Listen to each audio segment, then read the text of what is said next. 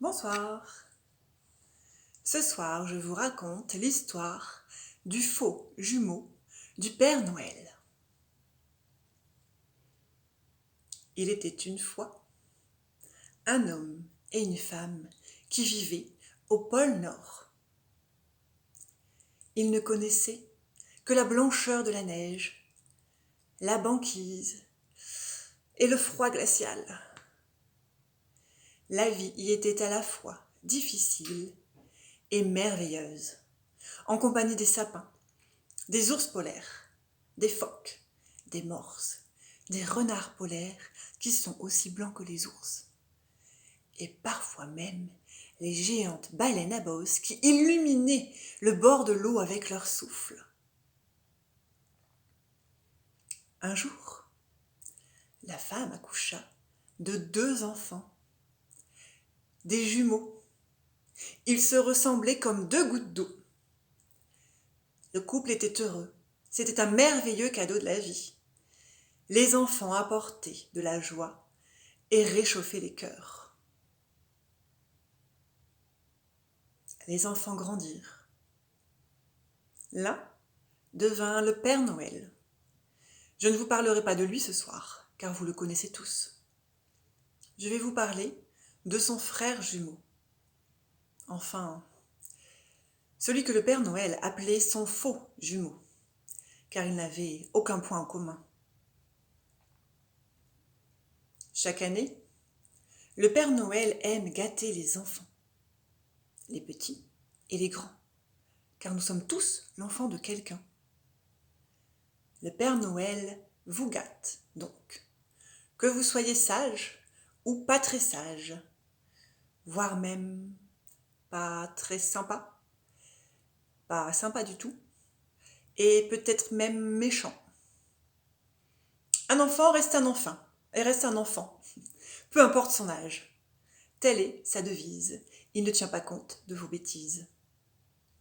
Il cède à tous vos caprices et ne juge ni les déceptions, ni les excès de colère, ni les larmes hystériques des lendemains de Noël si le cadeau ne convient pas. Si vous avez changé tellement de fois d'avis que les lutins s'y sont perdus dans leur liste, elle n'était pas actualisée, ou si le cadeau a malheureusement un défaut de fabrication. Accuser les lutins serait bien irrespectueux d'ailleurs. N'oublions pas qu'ils passent l'année à travailler dans les usines du pôle Nord, dans le froid glacial donc. Heureusement, Mère Noël prend bien soin d'eux. Ils ont des chocolats chauds aux épices, des tisanes, des biscuits et des chocolats grignotés toute l'année. Des légumes aussi bien sûr et des fruits. Il faut qu'ils soient en forme et plein de vitalité pour pouvoir fabriquer vos cadeaux. Revenons-en aux jumeaux du Père Noël. Comment dire ? C'est assez simple. Il déteste la devise du Père Noël. Elle le rend rouge de colère et lui donne des boutons depuis sa plus tendre enfance. Alors maintenant, les boutons ne se voient plus parce qu'ils sont cachés par sa longue barbe blanche. Mais ils sont toujours là. Leur barbe blanche, d'ailleurs, est bien la seule chose qu'ils ont en commun à ce jour. L'un est vêtu d'une tenue rouge et blanche, que vous connaissez tous, qui fait d'ailleurs référence à une célèbre marque de boisson pétillante, dont je tairai le nom, et dont il n'est absolument pas bon d'abuser. L'autre porte la même tenue en fait, le même genre de tenue, mais d'une couleur tout à fait différente, noire et blanche, jusqu'au bout du bonnet. Et surtout, il porte des cornes. Des cornes qui ne sont pas sans rappeler un autre personnage, plutôt diabolique.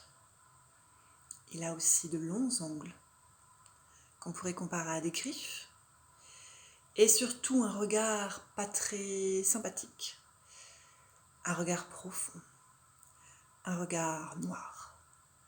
Croyez-moi, si vous le croisez, vous détournerez vite les yeux. Le faux jumeau du Père Noël ne supporte pas les enfants, petits ou grands, qui pestent contre son frère, le Père Noël.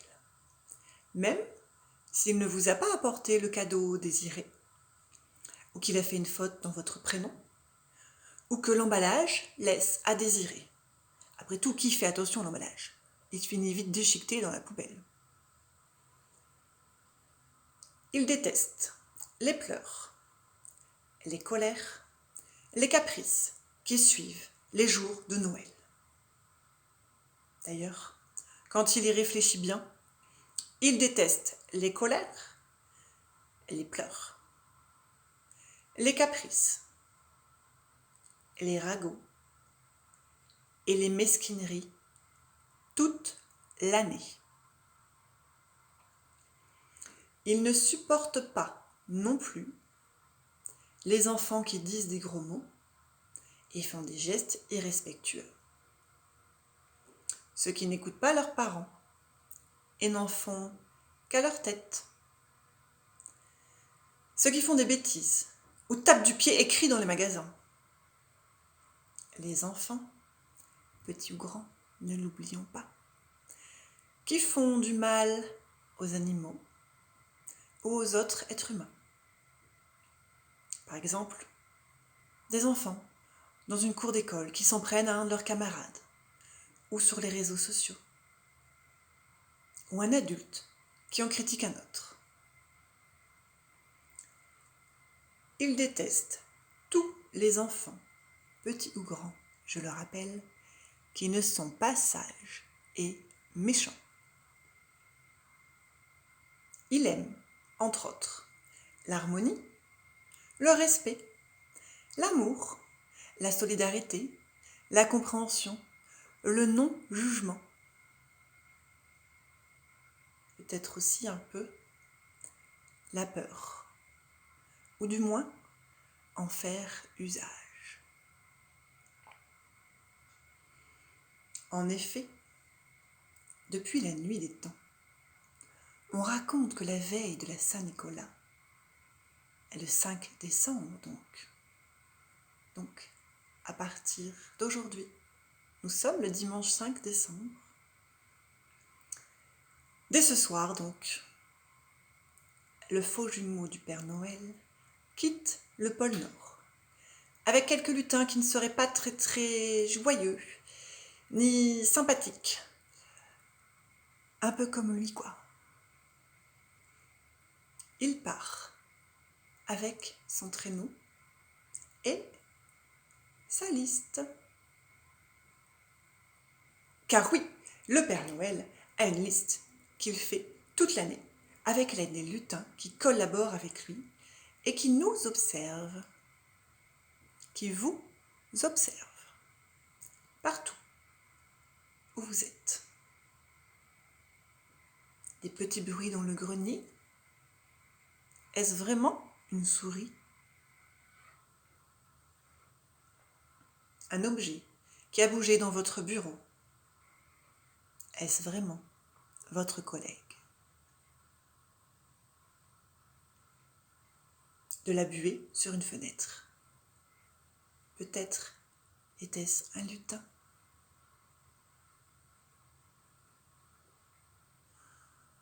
Chaque jour et chaque nuit, les lutins notent notre comportement, votre comportement. Le faux jumeau du Père Noël part donc avec la liste sur laquelle il a noté tous les noms des garnements et tous les mauvais tours qu'ils ont pu jouer, toutes les violences infligées aux animaux, aux humains, tous les caprices, toutes les colères inutiles et celles pas très utiles. C'est en quelque sorte une liste noire. À travers les âges, on raconte qu'à partir de la nuit du 5 décembre, à partir de ce soir, une sombre magie se met en place. Des malheurs arrivent aux enfants, petits ou grands, qui seraient sur cette liste.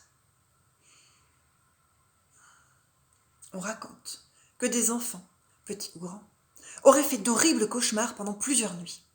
Des cauchemars si effrayants que même la journée ils sursautaient parfois de peur. On raconte aussi que le faux jumeau du Père Noël et ses lutins aiment se parer des rigueurs de l'hiver pour dissimuler leurs méfaits.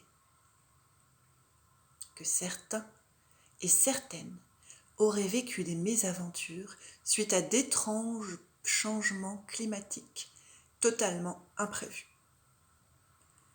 Certains jours, le vent glacial du nord se serait mis à souffler très fort soudainement, alors que l'instant d'avant, il faisait frais et sec. Le jour se serait transformé plutôt en nuit sombre, sans étoiles et sans lune. Et la neige serait tombée à gros flocons. Le tout de façon si intense que certaines personnes se seraient perdues sur les routes, à pied ou en voiture, et elles auraient passé une horrible nuit dans le froid, la faim et surtout la peur.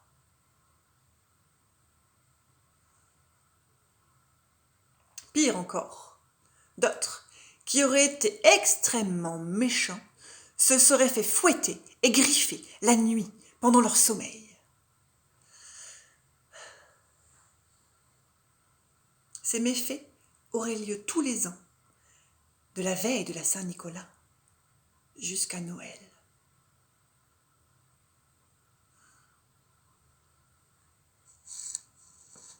Je ne sais pas vous, mais moi cette histoire, elle me donne des frissons. Il est parfois bien difficile de savoir si certaines mésaventures arrivent aux hommes par hasard, ou si elles peuvent être imputées à un vieux bonhomme à la barbe blanche, tout vêtu de noir, et à sa tribu maléfique.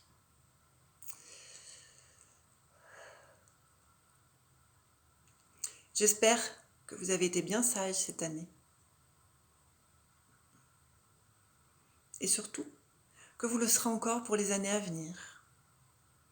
Car on raconte que les jumeaux du pôle Nord existent tous deux depuis la nuit des temps et qu'ils réapparaissent chaque année, quoi qu'il arrive. Allumez des bougies ou laissez votre lumière allumée n'y changera bien évidemment rien.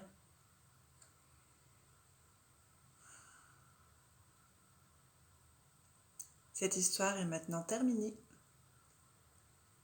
Je vous remercie de m'avoir écouté et je vous donne rendez-vous les dimanches 19 pour l'histoire Jaouan et les esprits de la forêt magique et le 26 pour les 3 oranges. Je vous souhaite une bonne soirée, à bientôt.